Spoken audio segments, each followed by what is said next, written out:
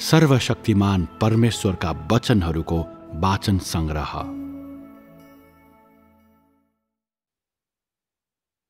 परमेश्वरको काम, परमेश्वरको स्वभाव र परमेश्वर स्वयं दुई।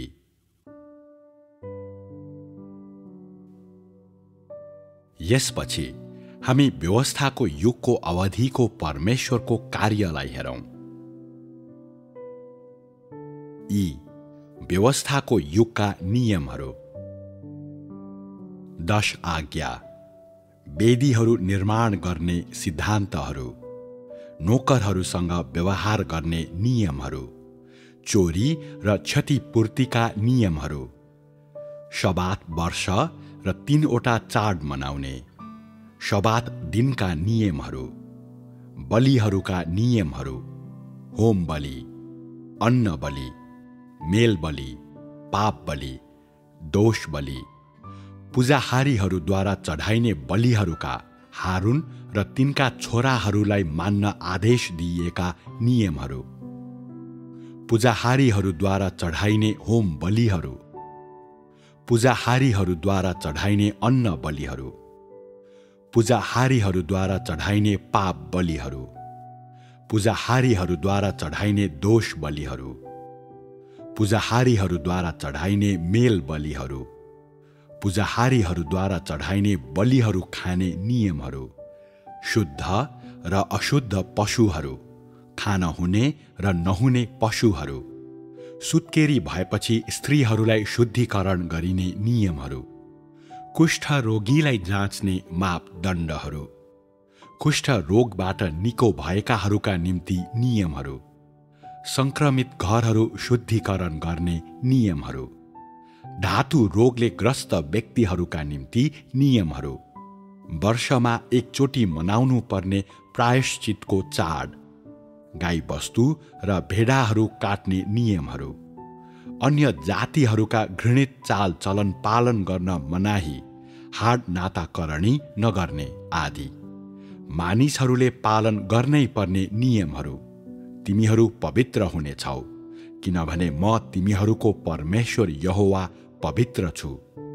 आफ्ना छोराछोरीहरू मोलोखलाई बलि चढाउनेहरूलाई प्राण दण्ड, व्यभिचारको अपराधका निम्ति दिइने दण्डका नियमहरू, पूजाहारीहरूले पालन गर्नुपर्ने नियमहरू, तिनीहरूका दैनिक व्यवहार, पवित्र थोकहरू उपभोग गर्ने नियमहरू, बलिहरू चढाउने नियमहरू आदि, पालन गर्नुपर्ने चाडहरू, शबात दिन, निस्तार चाड, पेन्तिकोस, प्रायश्चितको दिन आदि, अन्य नियमहरू, बत्तीहरू बाल्ने, पुनर्स्थापनाको वर्ष, जमिनको छुटकारा, शपथहरू खाने, दशांश दिने आदि।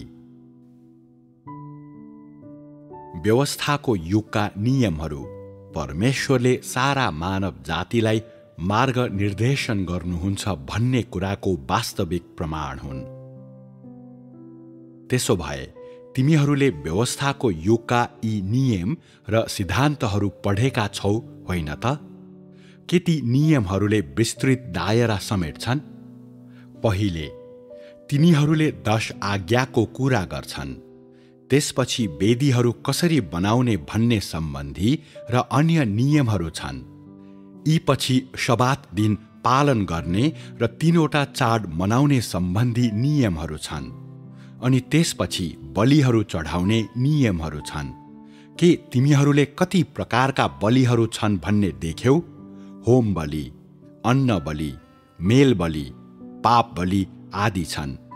ती पछि पूजाहारीहरूले चढाउने बलिहरूका नियमहरू छन्, जसमा पूजाहारीले चढाउने होम बलि र अन्न बलि, साथै अन्य प्रकारका बलि सम्बन्धी नियमहरू हुन्।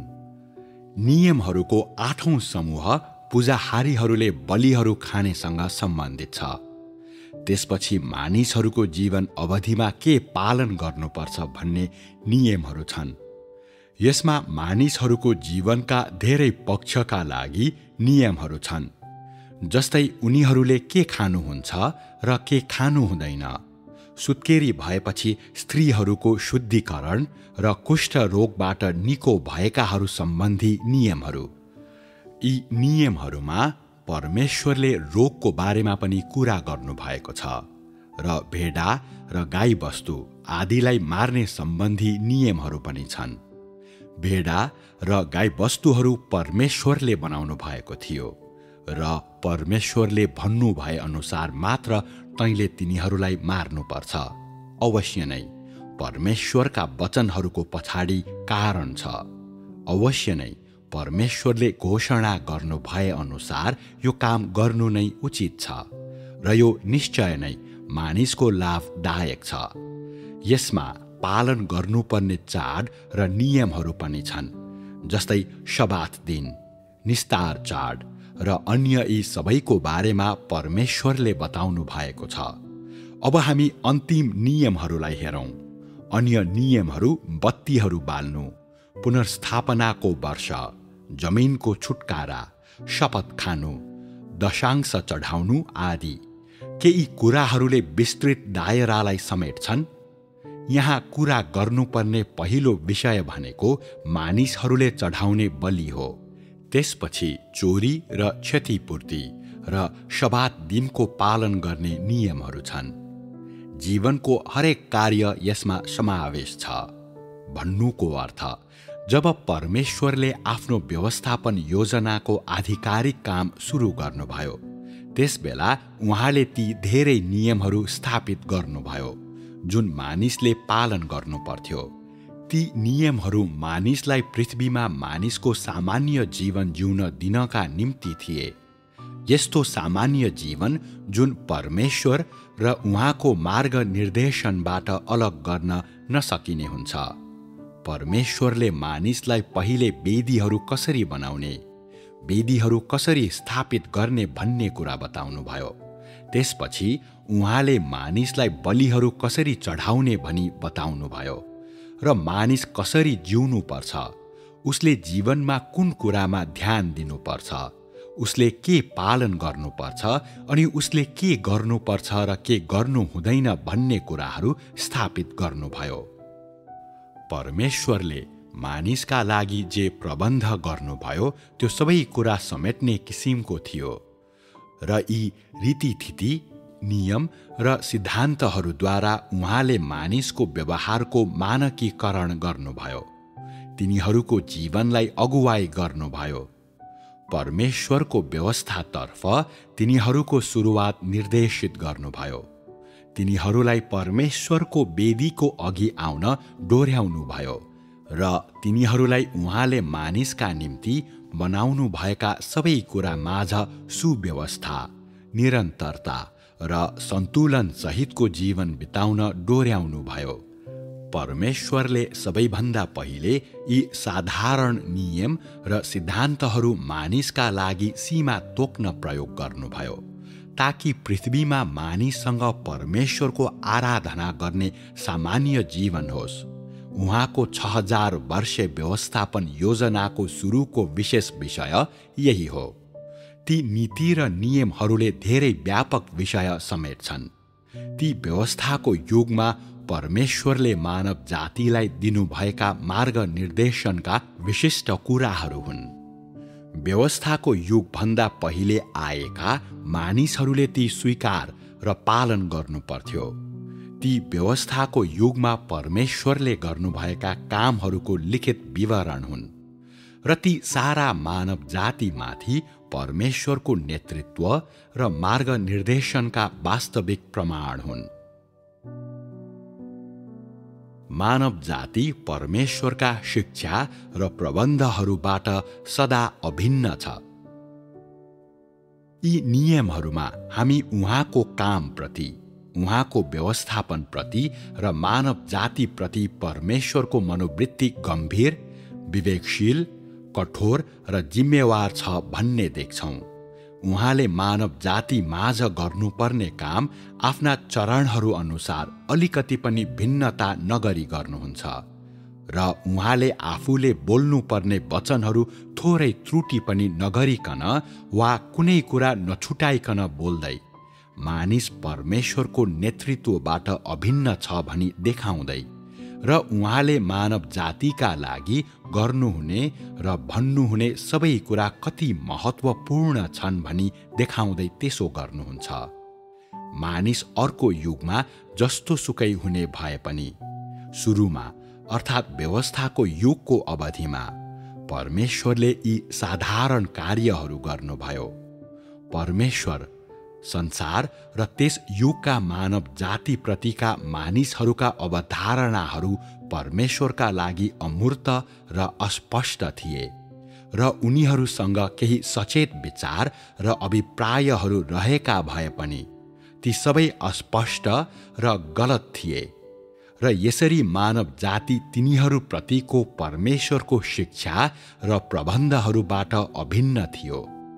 प्रारम्भिक मानव जातिलाई केही पनि थाहा थिएन, त्यसैले परमेश्वरले जीवन अस्तित्वका अति सतही र आधारभूत सिद्धान्तहरू र जिउनका लागि आवश्यक नियमहरूबाट मानिसलाई सिकाउन थाल्नु पर्यो र वचनहरूको रूपमा रहेका यी विधानहरू र यी नियमहरू मार्फत मानव हृदयमा यी कुराहरू बिस्तारै आत्मसात गराउँदै र मानिसलाई परमेश्वरको बारेमा क्रमिक बुझाइ, परमेश्वरको नेतृत्वको बारेमा क्रमिक बोध र ज्ञान र मानिस र परमेश्वर बीचको सम्बन्धको आधारभूत अवधारणा प्रदान गर्दै उहाँले यसो गर्नुभयो।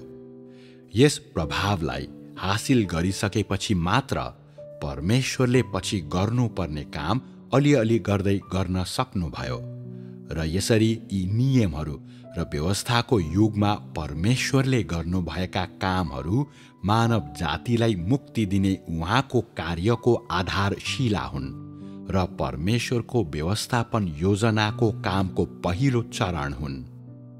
व्यवस्थाको युगको कार्य अघि परमेश्वरले आदम, हब्बा र तिनीहरूका सन्तानहरूसँग बोल्नु भएको भए पनि ती आज्ञा र शिक्षाहरू मानिसलाई एक एक गरी जारी गर्न सकिने गरी व्यवस्थित वा विशिष्ट थिएनन् र ती लेखिएका थिएनन्, न त ती नियम बनेका नै थिए, किनभने त्यस समयमा परमेश्वरको योजना त्यति टाढासम्म पुगेको थिएन।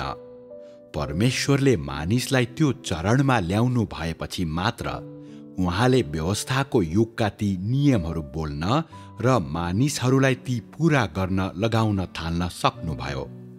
यो एउटा आवश्यक प्रक्रिया थियो र यसको परिणाम अपरिहार्य थियो।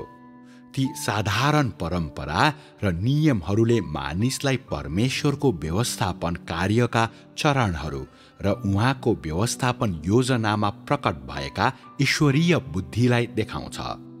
उहाँको गवाही दिने मानिसहरूको समूह प्राप्त गर्नको लागि र उहाँको जस्तै मन भएका मानिसहरूको समूह प्राप्त गर्नको लागि सुरुवात गर्न कुन विषय वस्तु र साधन प्रयोग गर्ने र निरन्तरताको लागि कस्ता साधनहरूको प्रयोग गर्ने र अन्त्य गर्नको लागि कस्ता साधनको प्रयोग गर्ने भनेर परमेश्वरलाई थाहा हुन्छ। मानिसभित्र के छ त्यो उहाँलाई थाहा हुन्छ र मानिसमा के अभाव छ त्यो उहाँलाई थाहा हुन्छ। आफूले के प्रदान गर्नुपर्छ र कसरी मानिसलाई अगुवाई गर्नुपर्छ भन्ने उहाँलाई थाहा छ र त्यसरी नै मानिसले के गर्नुपर्छ र के गर्नु हुँदैन भन्ने पनि उहाँलाई थाहा छ। मानिस कठपुतली जस्तै हो, उसलाई परमेश्वरको इच्छाको बारेमा कुनै ज्ञान नभएको भए पनि परमेश्वरको व्यवस्थापन कामको अगुवाईमा एकपछि अर्को चरण गर्दै आजसम्म आइपुग्नु बाहेक उसँग कुनै विकल्प थिएन। आफूले के गर्नुपर्छ भन्ने बारेमा परमेश्वरको हृदयमा कुनै पनि अस्पष्टता थिएन। उहाँको हृदयमा एकदम प्रष्ट र स्पष्ट योजना थियो र सतहीदेखि गहनतर्फ अघि बढ्दै आफ्ना चरणहरू र योजनाहरू अनुसार नै उहाँले आफूले चाहनु भएको काम अघि बढाउनुभयो।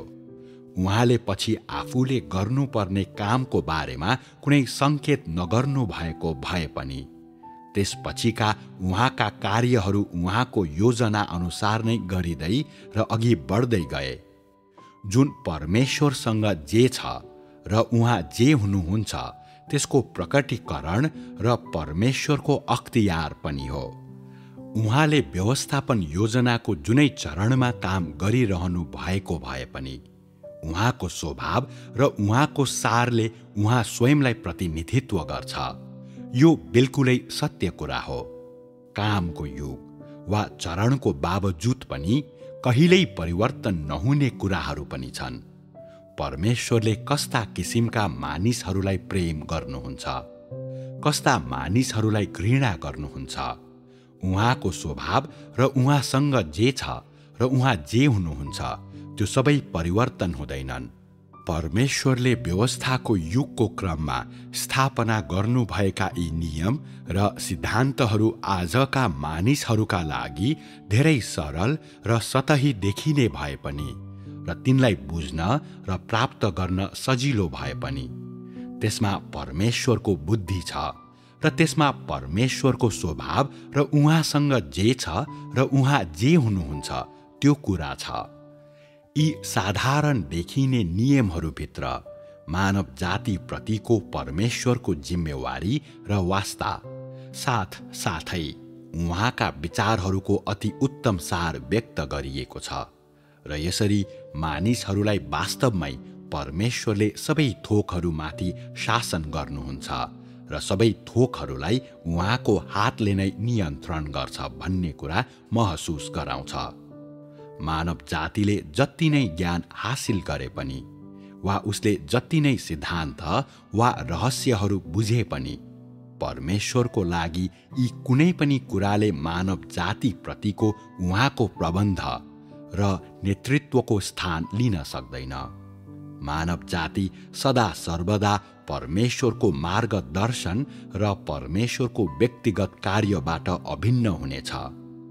मानिस र परमेश्वर बीचको सम्बन्ध यस्तो अभिन्न छ। परमेश्वरले तँलाई एउटा आज्ञा वा एउटा नियम दिनु भए पनि वा उहाँको इच्छा बुझ्नका लागि तँलाई सत्यता प्रदान गर्नु भए पनि उहाँले जेसुकै गर्नु भए पनि परमेश्वरको उद्देश्य भनेको मानिसलाई सुन्दर भोलिको दिनतिर डोर्याउनु हो। परमेश्वरद्वारा बोलिएका वचनहरू र उहाँले गर्नुहुने कामहरू दुवै उहाँको सारको एक पक्षको प्रकाश हो र उहाँको स्वभाव र उहाँको बुद्धिको एक पक्षको प्रकाश हो। ती उहाँको व्यवस्थापन योजनाको अपरिहार्य चरण हुन्। यस कुरालाई नजरअन्दाज गर्नु हुँदैन। परमेश्वरले जे गर्नुहुन्छ त्यसमा उहाँको इच्छा हुन्छ। परमेश्वर गलत टिप्पणीहरूदेखि डराउनुहुन्न, न त उहाँबारे मानिसको कुनै धारणा वा विचारहरूसँग नै उहाँ डराउनुहुन्छ। उहाँले कुनै पनि व्यक्ति, पदार्थ वा वस्तुको पाबन्दीमा नपरी केवल आफ्नो काम गर्नुहुन्छ र आफ्नो व्यवस्थापन योजना अनुसार आफ्नो व्यवस्थापनलाई जारी राख्नुहुन्छ। ठिक छ, आजको लागि यति नै। अर्को पटक भेटौँला।